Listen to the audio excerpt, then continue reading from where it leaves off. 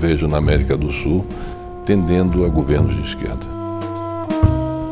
O resultado da eleição na Argentina é uma demonstração disso. Essas manifestações que nós estamos vendo no Chile, no Equador, a mesma coisa. Mesmo no ano passado a gente tendo a eleição do presidente Bolsonaro. A questão do Brasil aí é o ponto fora da curva. A população rejeitando candidatos da esquerda.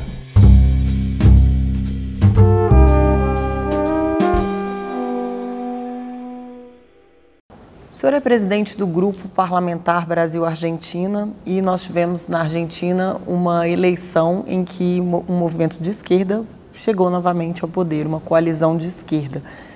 Essa coalizão e movimentos de esquerda na América Latina estão dizendo que isso é o começo de uma tendência. Dá para dizer isso, senador, na opinião do senhor? Eu acho que sim, dá para dizer.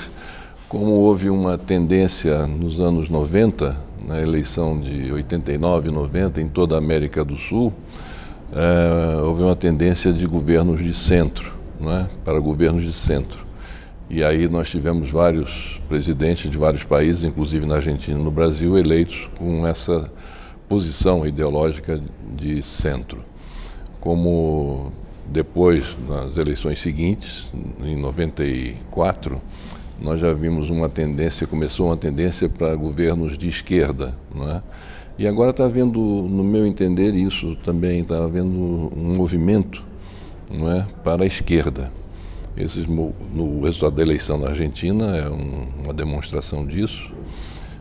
Essas manifestações que nós estamos vendo no Chile, também uma insatisfação com o governo, que é de direita, também demonstra isso. No Equador, a mesma coisa. Na Bolívia, embora tenha ganho a eleição um governo de esquerda, mas há se manteve, mas, por outro lado, há uma manifestação da direita contrário ao resultado da eleição, porque dizem que houve fraude, enfim. No Uruguai, a esquerda, embora tenha ganho no primeiro turno, mas no segundo turno os colorados parece que vão ficar ao lado dos blancos, não é? Que é um partido da direita. Então está havendo algum movimento, sim, eu vejo na América do Sul, tendendo a governos de esquerda. Mesmo no ano passado a gente tendo a eleição do presidente Bolsonaro e o Macri e o Pinheira sendo vistos como uma onda de direita sobre a América Latina. Mesmo isso, a questão do Brasil aí é o ponto fora da curva, né? No Brasil, o que houve foi exatamente um movimento contrário, ou seja, a população rejeitando candidatos da esquerda. Entre os dois candidatos, eles, não foi por opção, mas foi por uma decisão de não ter para onde correr, votaram no candidato da direita, que é o atual presidente do Brasil. No Brasil, a gente vê um cenário muito dividido e esse cenário se repete na Argentina também, né? Apesar do Alberto Fernandes, ter ganho a eleição com 48% dos votos em primeiro turno, o Macri conseguiu 40%. Então, não é uma diferença muito grande. É verdade. Alberto Fernandes também na Argentina vai enfrentar esse cenário dual e essa negociação necessária com a direita. Exatamente. No Brasil nós estamos sentindo isso já, não é? Há um forte desgaste do governo brasileiro, não é? E pessoas já com saudade dos governos de esquerda ou ainda atônitos, aqueles que votaram no atual presidente, atônitos diante de tantas coisas acontecendo, do que será das suas vidas no dia seguinte, né? Então, na Argentina, contrariando inclusive pesquisas que davam projeções de uma diferença de até 20 pontos percentuais a favor do presidente eleito, nós vimos, como você afirmou, uma diminuição grande dessa diferença, chegando a 8 pontos percentuais. Então foi uma reação grande que houve do atual presidente Macri, e isso fica explícito na composição do Congresso, tanto na Câmara como no Senado. Na Câmara, o Macri conseguiu manter uma maioria. No Senado, já com a vice-presidente Cristina Kirchner, que vai assumir a presidência do Senado, porque lá, como nós sabemos, o vice-presidente da República é automaticamente o presidente do Senado. Como a vice-presidente é a Kirchner, ela vai assumir a presidência do Senado com uma maioria do seu partido e da coligação que apoiou a candidatura do Alberto Fernandes. O fato da Cristina Kirchner ser a vice-presidente faz com que haja uma tendência natural de se comparar esse governo que vai se iniciar na Argentina com o governo dos Kirchner, né? Durante 13 anos. Sem dúvida. Os Kirchner governaram a Argentina. Sem dúvida. O senhor acha que vai ser semelhante, a mesma tendência? Eu acho que a realidade hoje é diferente da realidade de 4 anos atrás, quando o kirchnerismo encerrou seu primeiro momento, né? Com a derrota da Cristina para o Macri. O choque da realidade pode fazer com que o Alberto Fernandes ele mude um pouco os postulados que sempre foram abraçados pelos Kirchner, o Néstor e a Cristina. Isso significa dizer que eles talvez não façam um governo com uma tendência tão grande à esquerda, mas sim façam um governo adequado às necessidades que o país está tendo e adequado à realidade em que o mundo está vivendo. Inclusive porque a crise econômica está muito mais acentuada nesse momento lá, né? O peso está desvalorizado, 60 pesos vale $1. E eles vão ter que renegociar a dívida. Não somente isso, né, como a questão do Fundo Monetário, como é que eles vão se relacionar com o Fundo Monetário, que já autorizou um empréstimo forte, um empréstimo de 50 e tantos bilhões de dólares, né?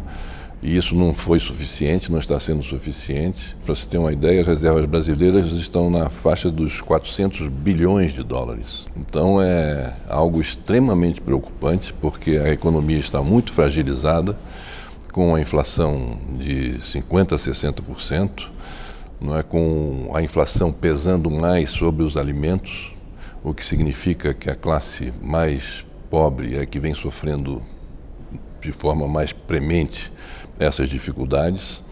Então, realmente é uma situação muito difícil a situação da Argentina. E o que nós esperamos, o que nós queremos, é que a nossa diplomacia parlamentar, formada pelo grupo de parlamentares, os grupos parlamentares Brasil-Argentina e Argentina-Brasil, que nós possamos de alguma forma poder ajudar para que as relações, sobretudo entre os nossos países, não sejam estremecidas. Nós temos aí que cuidar, por exemplo, do Mercosul, do futuro do Mercosul. E para isso é necessário que não somente os governos se entendam, mas que a diplomacia parlamentar também funcione. A Argentina vem dando muita importância ao grupo parlamentar Brasil e Argentina. Tanto é que na composição desse grupo parlamentar, eles votaram um projeto de lei constituindo esse grupo. Ou seja, o grupo parlamentar Argentina-Brasil, ele tem força de lei. Aqui no Brasil não há força de lei. O nosso grupo parlamentar basta apenas ter a quiescência do número X de parlamentares e está constituído o grupo, não é? Então, eu acho que a diplomacia parlamentar ela poderá ser de grande utilidade nesse momento em que todos nós estaremos muito investidos da responsabilidade de evitar que palavras mal pronunciadas ou mal dadas do lado brasileiro ou do lado argentino prejudiquem essa relação entre os nossos dois países. A Argentina é fundamental para o Brasil, fundamental. É a terceira compradora das nossas exportações. E mais importante do que ser a terceira, embora hoje seja a quarta em função das dificuldades porque passa a Argentina, o mais importante de tudo é que as nossas exportações são basicamente 90% constituídas de produtos manufaturados, ou seja, produtos industrializados do Brasil. Diferentemente de outros parceiros comerciais como a China e os Estados Unidos, em que na nossa relação comercial nós exportamos fundamentalmente as commodities, ou soja, minério de ferro, carne de boi, carne de frango, enfim, coisas assim. Não é? E para a Argentina, não. Para a Argentina é o nosso principal parceiro e o principal importador de produtos industrializados que o Brasil tem, para se dar a importância da nossa relação. Além disso, nós temos uma grande responsabilidade, porque o Brasil e a Argentina assinaram em 1991 um acordo de fazer a utilização da energia atômica apenas para fins pacíficos, acabando com a corrida armamentista dos anos 70 e 80 que havia entre a Argentina e o Brasil, para saber qual dos dois países conseguiria chegar primeiro ao conhecimento do átomo para assim construir o seu artefato atômico.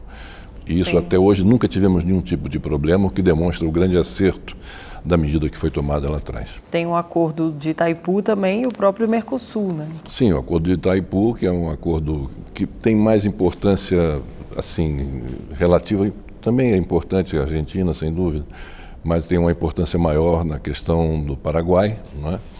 Mas a questão do Mercosul, sem dúvida. Então, é muito importante que haja ponderação, moderação, uma boa condução da nossa política externa em relação à Argentina, como também da Argentina em relação ao Brasil.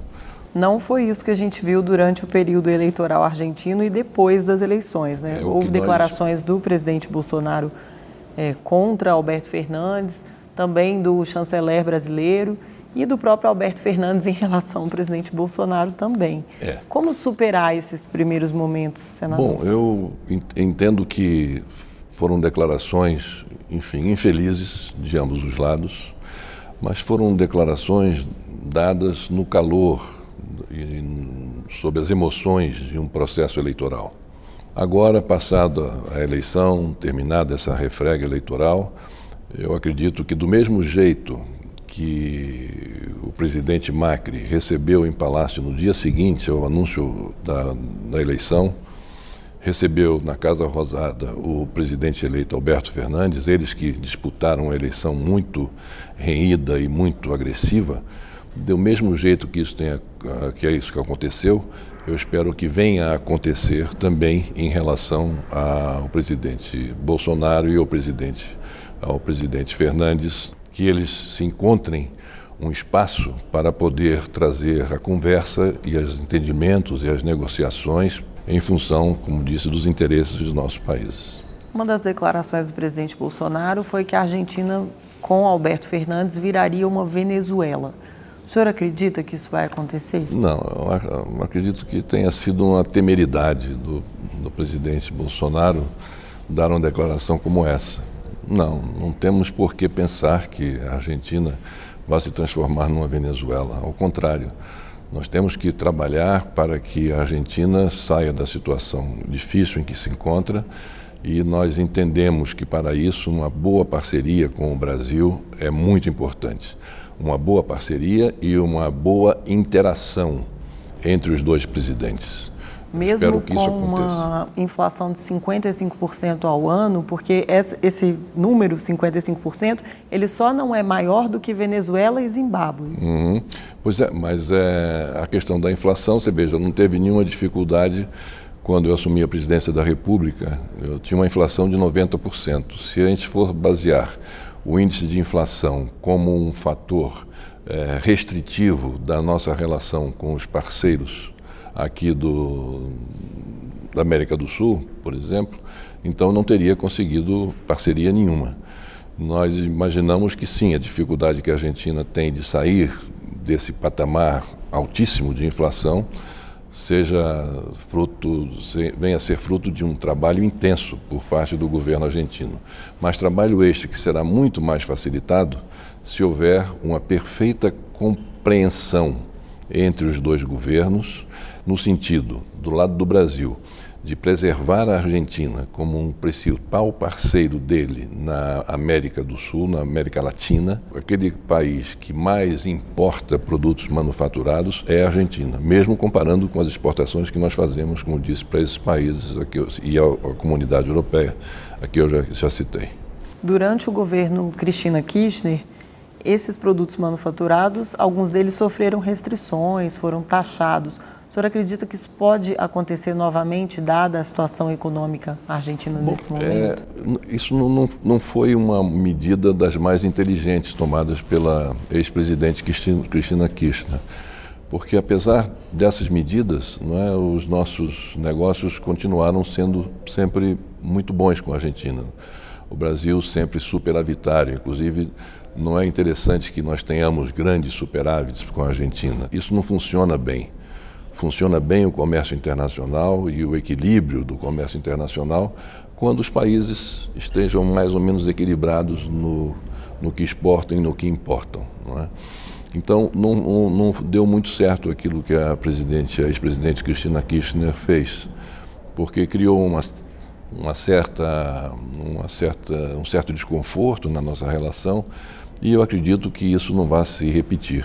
O importante é que nós tratemos de várias questões para melhorar os nossos relacionamentos dentro do Mercosul, como a hidrovia Paraguai-Paraná. Nós temos a questão da metrologia, que é a questão do sistema métrico, como será utilizado para os países que fazem parte do Mercosul, os 4 países, Brasil, Argentina, Uruguai e Paraguai, mas fundamentalmente com a Argentina, com quem nós mantemos os mais fortes laços comerciais, como também a questão da administração das aduanas, a questão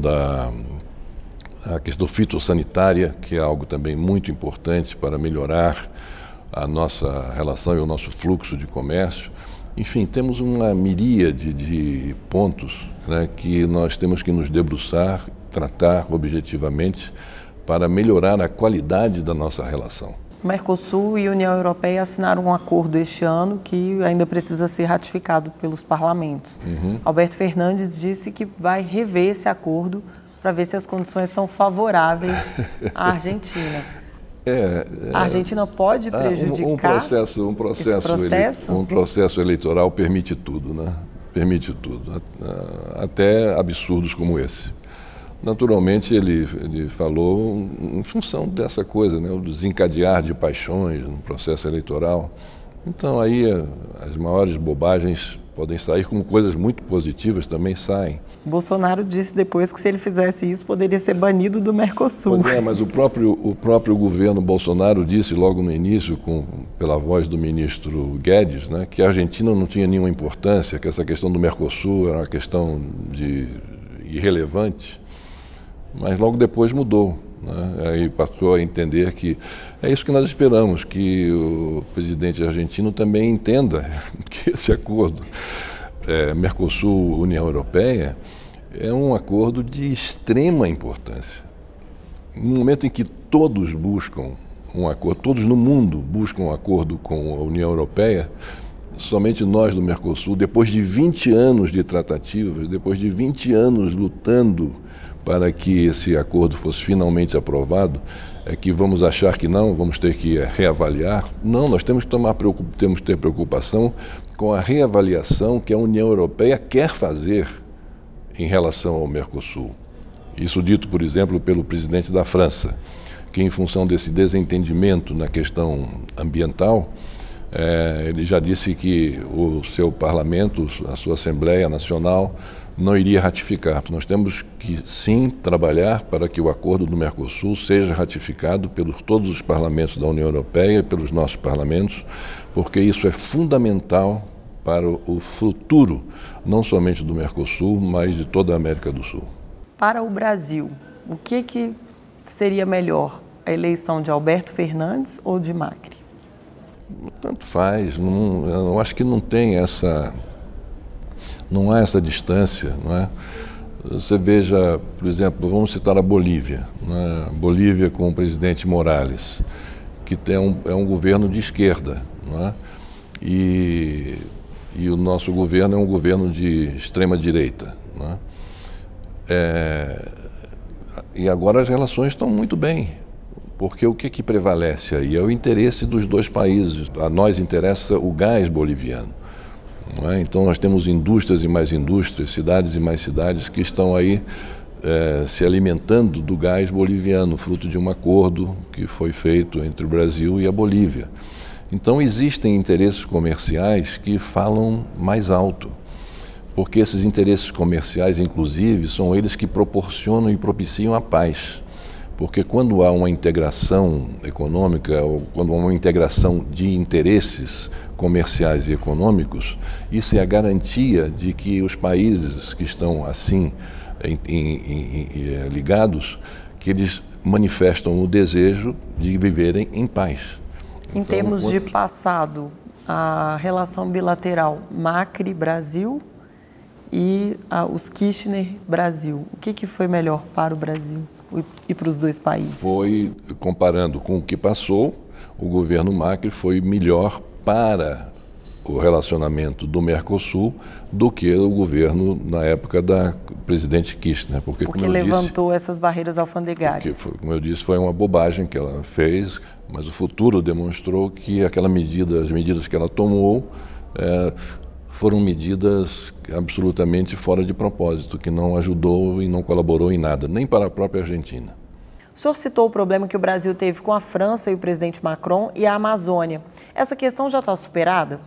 Não, não está superado, não está superado. Isso nós vamos ter ainda que aguardar algum tempo para que seja passado um arnica, de modo a fazer com que essas relações voltem ao seu leito natural.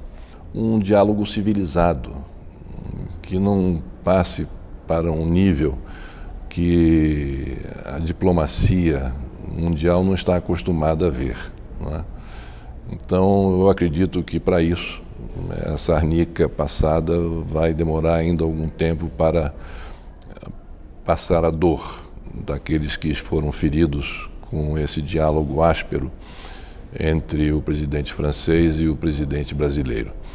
Mas é fundamental que isso passe, não é? Porque sem a França estar animada na ratificação do acordo Mercosul-União Europeia, nada anda. Que a França, sem dúvida, a liderança política da França na comunidade europeia é incontestável. Então, além disso, essa posição da França de não ratificar o acordo por enquanto é uma posição que agrada ao público interno do Macron, porque a França protege muito a sua agricultura, aqueles que se dedicam à produção no campo. Então, a França tem inclusive o apoio para essa não ratificação, apoio dos seus próprios nacionais, que dizem, oba, enquanto isso nós não vamos ter então produtos brasileiros concorrendo com os nossos produtos aqui na comunidade. Nosso tempo já acabou, mas eu tenho uma curiosidade, que o senhor foi presidente da República no período da edição da Lei Rouanet. Sim. E há um tempo circulou um vídeo na internet em que havia o leão e as hienas, e uma das hienas era exatamente a Lei Rouanet. E há bastante crítica a essa lei hoje. Eu queria saber qual a posição do senhor em relação a essas críticas que vêm sendo feitas pelo governo. Isso é uma bobagem, né? Isso é fruto da beocidade daqueles que acham que a Lei Rouanet, nesse exemplo triste que nós assistimos aí desse vídeo, possa ser alguma coisa que prejudique o Brasil ou a cultura brasileira. Ao contrário, a Lei Rouanet, ela está aí há 30 anos. Há 30 anos que ela está rígida, ajudando na produção audiovisual, na produção cinematográfica, teatro, enfim, todo no campo das artes, é a Lei Rouanet. E ela está aí, sim, ajudando e muito a cultura nacional. As críticas que vem sofrendo agora é em função da distribuição dos recursos advindos da Lei Rouanet, que está indo mais para o Centro-Sul do que para o Norte, Nordeste e Centro-Oeste, enfim.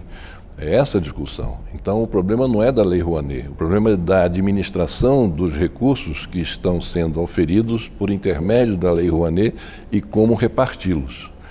Quer dizer, é tão primitivo e tão rústico, tão rústica essa afirmação em relação à Lei Rouanet, quanto a quem editou esse vídeo que nos trouxe tanta tristeza e tanto mal-estar como nós estamos sentindo. Eu agradeço a participação no programa Salão Nobre e até a próxima. Muito obrigado. Até a próxima.